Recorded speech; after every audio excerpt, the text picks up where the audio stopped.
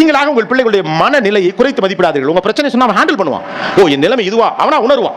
ஒருத்தனை திருத்துறதுக்கும் புரிய வைக்கிறதுக்கு வித்தியாசம் இருக்கு.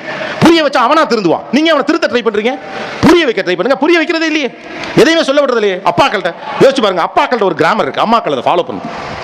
மதர்ஸ் டே அன்னைக்கு இதை பயப்படாம சொல்றேன், அப்படின்னா பாத்துங்க. ஒரு 100 ரூபாய் காசை ஒரு ஆண் பிள்ளைகிட்ட கொடுக்க அப்பா 5 தடவை டைம் எடுப்பார், கொடுக்க மாட்டார். உங்க அப்பாவும் அப்படிதான், நீங்களுமே கூட அப்படிதான். பொம்பளை பிள்ளைங்க கிட்ட பொசுக்குன்னு கொடுப்பாங்க, அது வேற கதை, அது தனி கதை. ஏன்னு சொல்றேன், அவன் பணம் கேட்கறான், நீங்க கொடுப்பீங்க, அப்பா கொடுக்காட்டினா நான் கொடுக்குறேன். அப்படி இல்லை. ஒரு 100 ரூபாய் காசு எப்படி வருதுங்கிறத ஒரு ஆண் பிள்ளை உணர்கிற போது மட்டும்தான் அவனால் அடுத்து இந்த குடும்பத்தை எடுத்து நடத்த முடியும் என்று ஒரு தந்தை நம்புகிறான். 100 ரூபாய் காசு விஷயம் இல்லைங்க, 100 ரூபாய் வர்றது ஈஸி இல்லைன்னு புரிய வைக்கிறதா விஷயம். ஆனா நீங்க அதை தாண்டி போய் ஐயோ புள்ள சிரமப்பட்டு, அதெல்லாம் ஒண்ணு கிடையாது. அவனுக்கு ஒரு ஃப்ரெண்ட் சர்க்கிள் இருக்கு, நீங்க கொடுக்கலாம், ஃப்ரெண்டு தருவான், அட்ஜஸ்ட் பண்ணுவானுங்க, ஹேண்டில் பண்ணுவானுங்க. 10 ரூபாய் வாழ்றது எப்படி, 100 ரூபாய் வாழ்றது எப்படி, 1000 ரூபாய் வாழ்றது எப்படி தெரியணும்.